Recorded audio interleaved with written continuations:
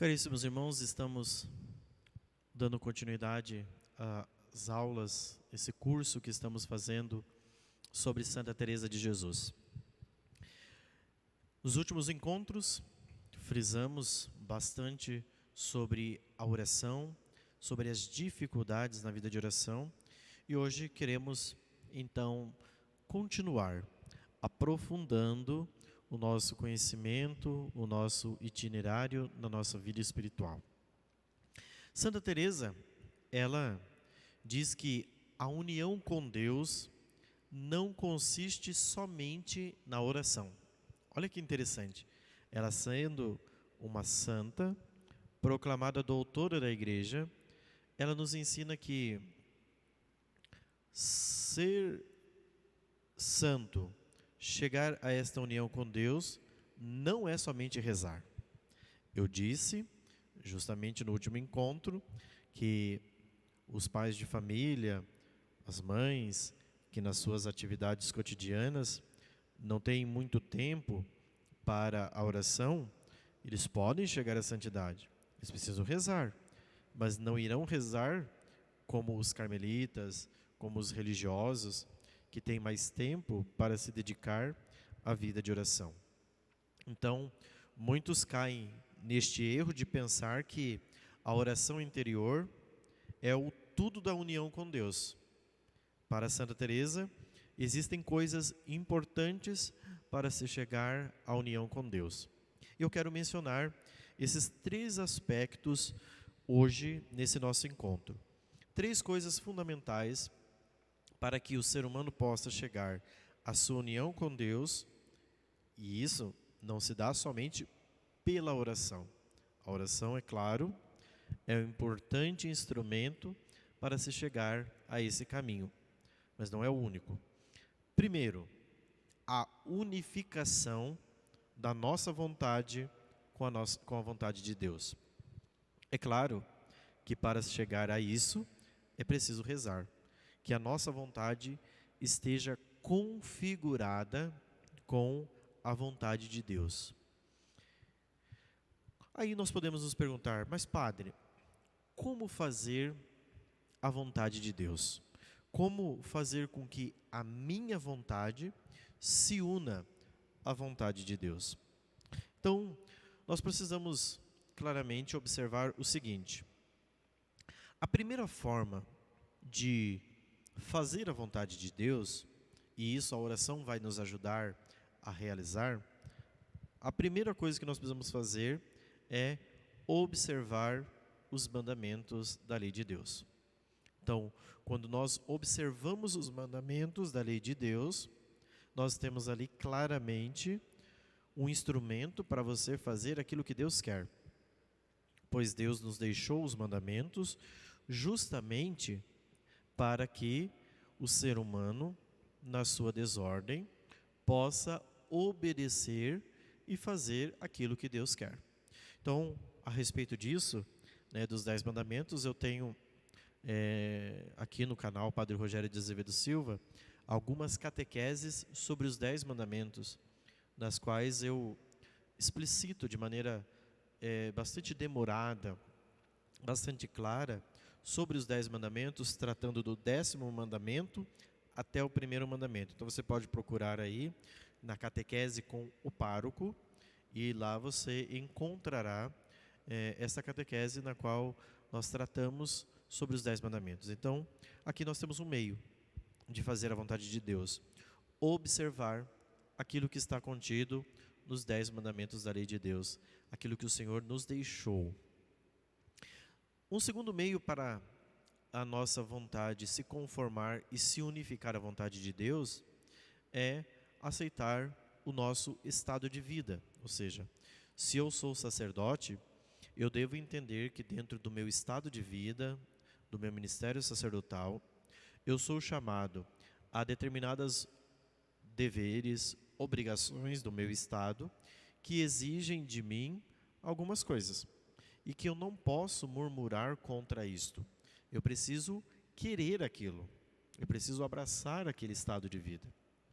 Existem aqueles que vivem a sua vocação à vida religiosa, então os carmelitas têm um modo diferente de vida, os religiosos, como por exemplo os franciscanos, têm o seu modo de vida. Então, eles vão ter que observar, dentro do seu estado de vida religioso, as constituições das congregações na qual eles estão. Nós, padres, estamos sujeitos à disciplina que está contida no Código de Direito Canônico, quando fala dos deveres e das obrigações dos clérigos, dos sacerdotes, dos padres. Então, eu estou submisso àquilo, eu preciso fazer aquilo. Aquilo não pode ser um peso de uma lei. Nossa, a igreja me pede que eu anualmente faça os exercícios espirituais, ou seja, os retiros. Tem que fazer retiro. Não, eu tenho que fazer aquilo com uma docilidade de espírito. A igreja nos pede que nós, clérigos, vivamos o celibato sacerdotal, ou seja, o celibato que é uma continência por amor a Cristo. Aquilo não pode ser um peso. Todo mundo pode casar, eu não posso casar.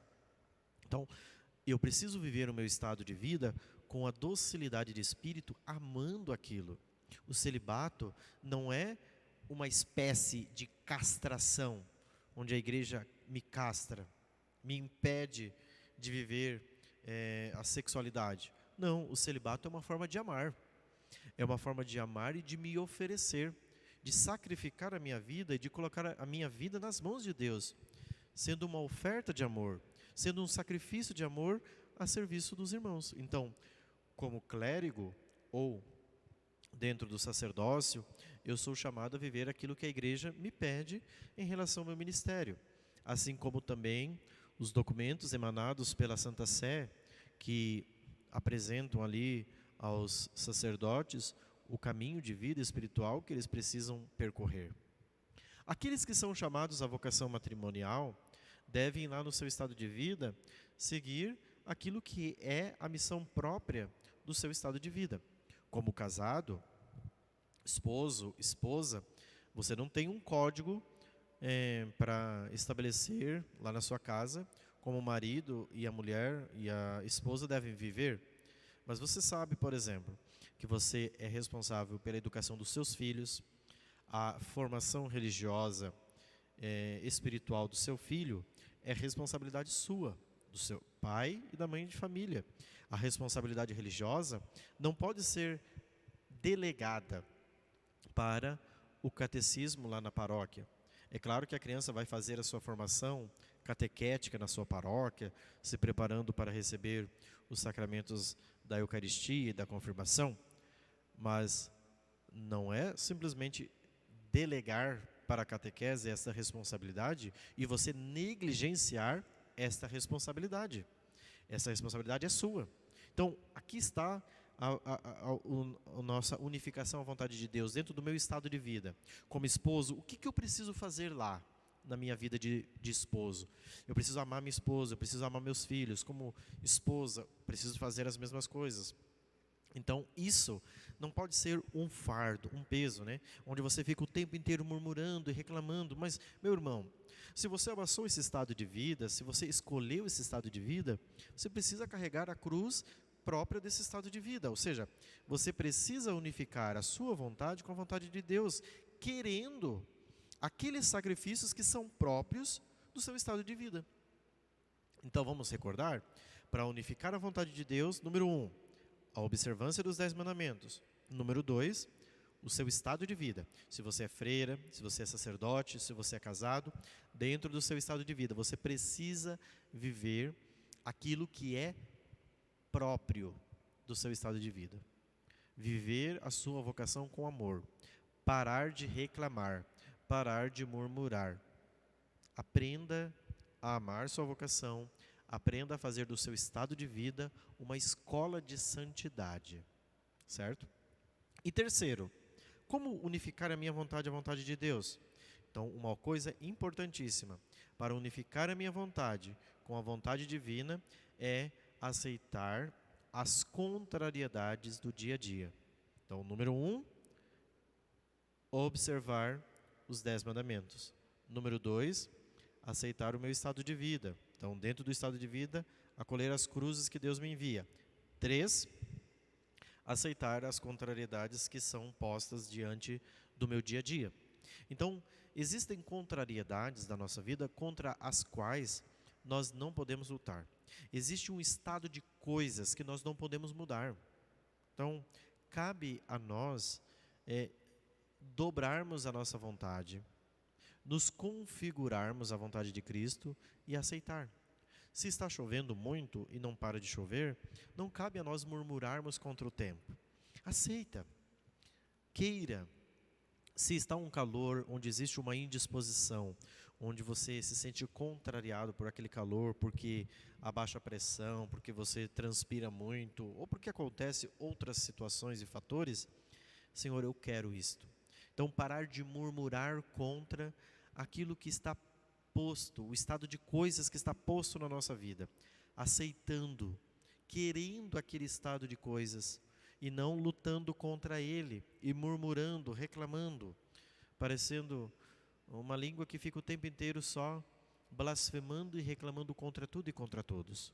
Então cabe a nós, dentro da nossa unificação com a vontade de Deus, querer aquilo que Deus quer, aquilo que Deus deseja, aquilo que Deus sonha, unificando assim a nossa vontade à vontade dele, aceitando e querendo aquilo que Deus coloca diante de nós. Entendido? Então, esse é um ponto importante para Santa Teresa. A santidade, gente, para Santa Teresa é vida. Ser santo é viver de um modo diferente. Não é simplesmente você viver uma oração monótona, uma oração onde você fica ali falando com Deus, e essa oração não tem um impacto na tua vida. A oração precisa impactar diretamente na sua vida. Ou ela te muda, ou ela te muda.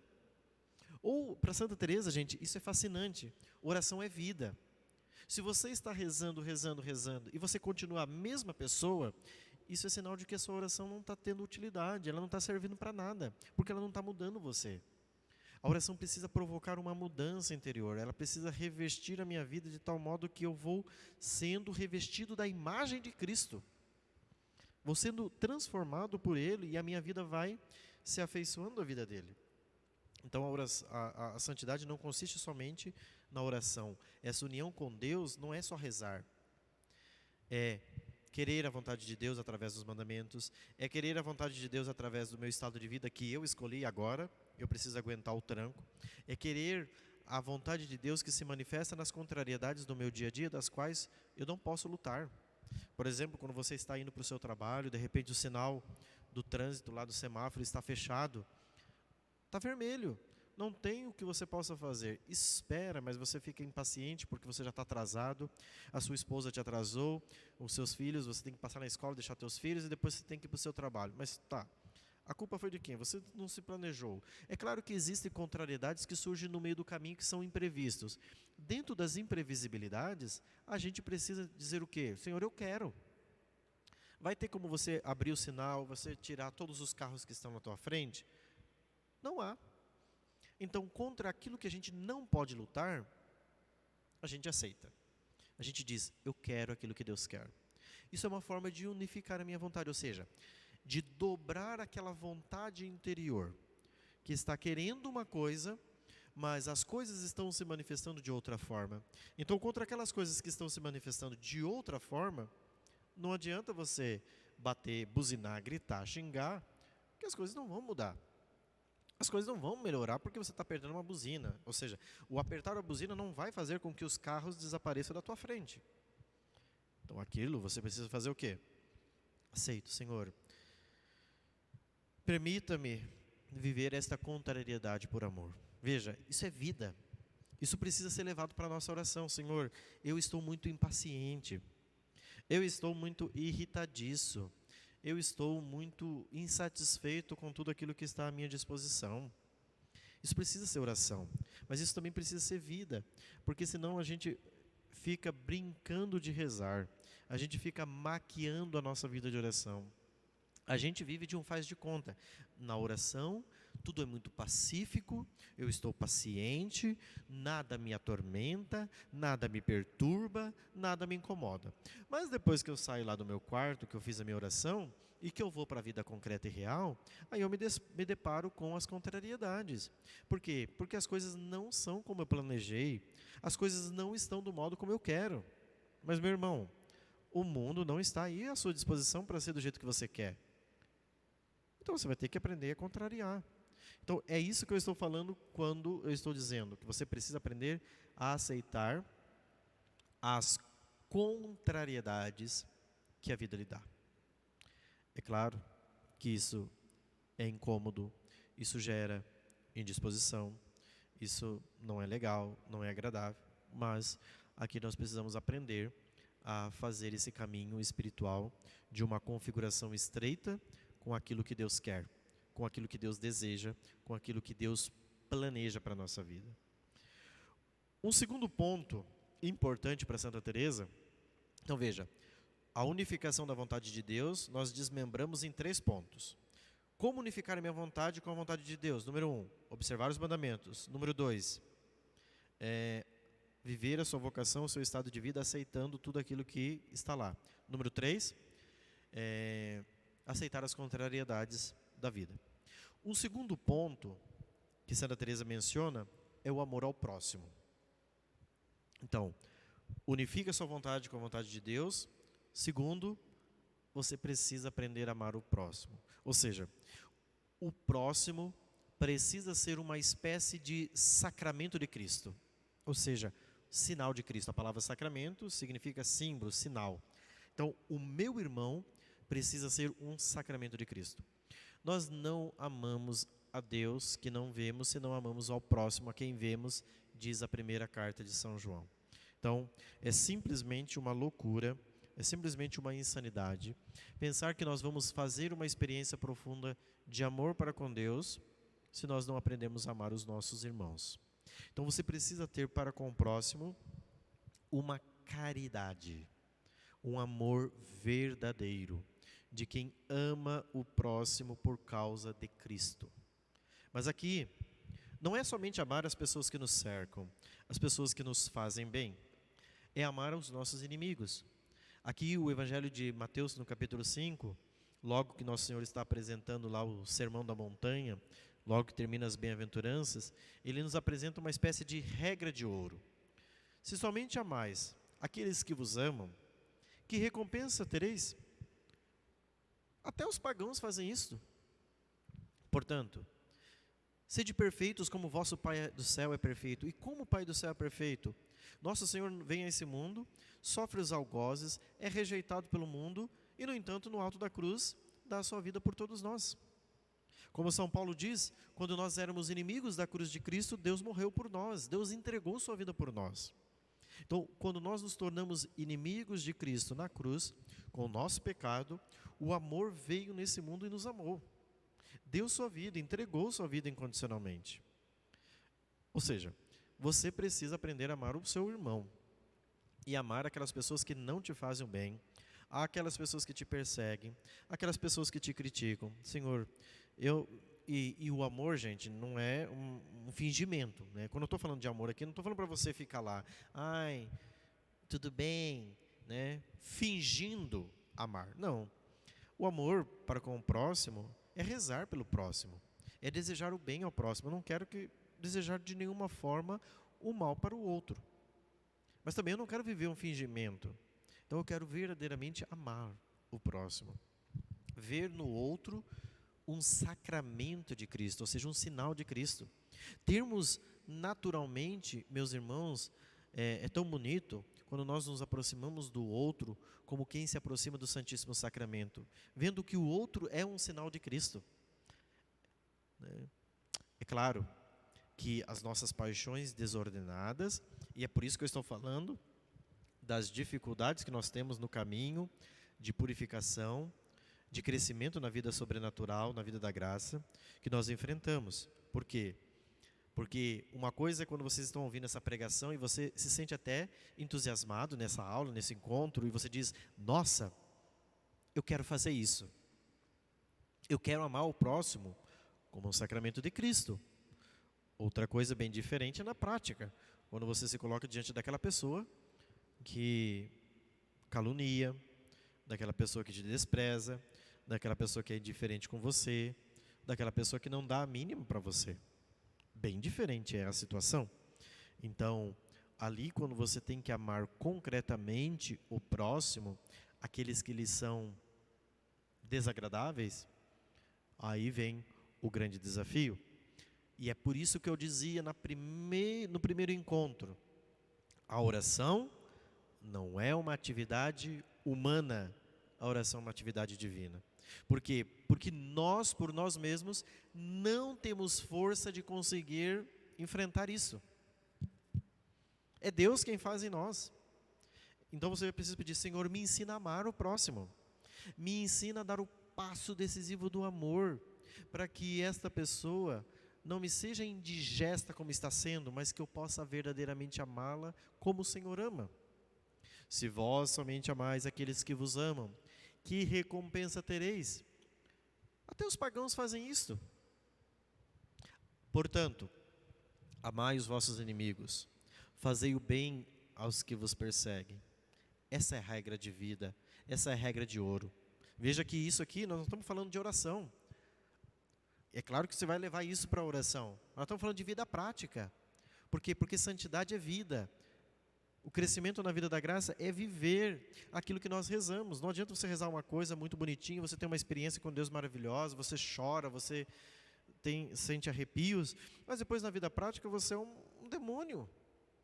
Você não é coerente com aquilo que você reza. Então, esta oração é uma farsa. Essa oração é uma mentira. Onde você reza uma coisa, mas na prática vive outra coisa.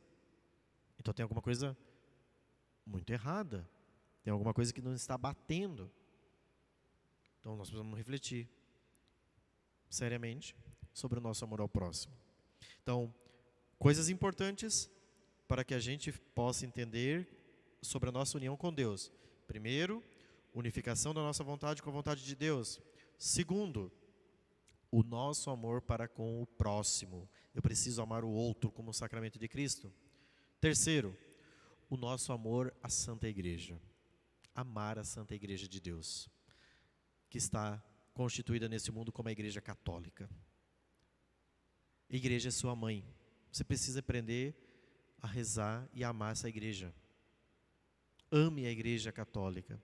Queira conhecer. Mas, padre, a gente olha para o mundo e vê tantos escândalos acontecendo na igreja. Meu irmão, a Igreja Católica não é uma sociedade, uma instituição jurídica, com CNPJ, rua, não. A Igreja Católica, ela é muito mais espiritual do que visível. A Igreja Católica são os fenômenos extraordinários, os santos, que brilham como astros do universo. Isso é a igreja. A igreja é a multidão, como diz o Apocalipse de São João, que alvejou as suas vestes no sangue do Cordeiro. Isso é a beleza da Igreja Católica. A beleza da Igreja Católica está contida naqueles homens e mulheres mártires, que derramaram seu sangue no princípio da igreja, em toda a história da igreja, por amor a Jesus.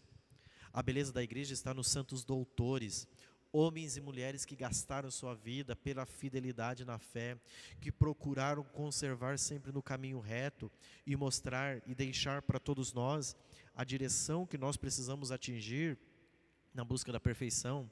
A igreja são os confessores, os santos e santas, que muitas vezes nós desconhecemos, que não estão nos altares, que não estão nos halls dos santos que chegaram a serem canonizados, mas que se santificaram através de muitas batalhas, de lutas no dia a dia de suas vidas.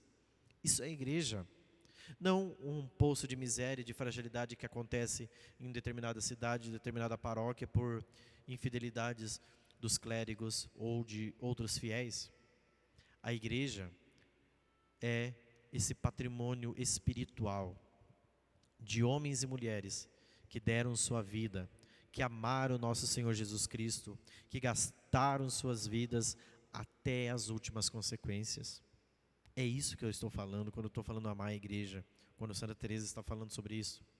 Então, aprender a amar a Igreja Católica, aquilo que a Igreja nos dá, através do catecismo, através dos documentos papais, através de toda a sua doutrina milenar. Ame a Igreja, não fale mal da Santa Igreja, ame a Igreja. Eu preciso amar a Igreja como mãe, ela é minha mãe. Santa Teresa, quando estava para morrer, ela dizia justamente isso: eu quero morrer filha da Igreja. Morrer nesta Igreja que me deu a fé, que me instruiu ao longo do caminho, que me ofereceu a vida sacramental, os sacramentos do batismo, que é a fonte da salvação, a reconciliação que me reconstitui na amizade com Deus, na Eucaristia, que me alimenta a vida espiritual, nos sacramentos do serviço, enfim, ver na Igreja um instrumento de salvação para todos os povos. E por fim, o último aspecto que eu destaco, que é importante, são 4 pontos. Primeiro, unificação com a vontade de Deus. 2, amor ao próximo. 3, amor à Igreja. 4, colocar-se a serviço.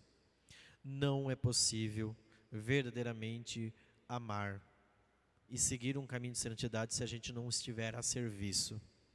É como aquela passagem do Evangelho de Lucas: somos servos inúteis, fizemos o que deveríamos ter feito.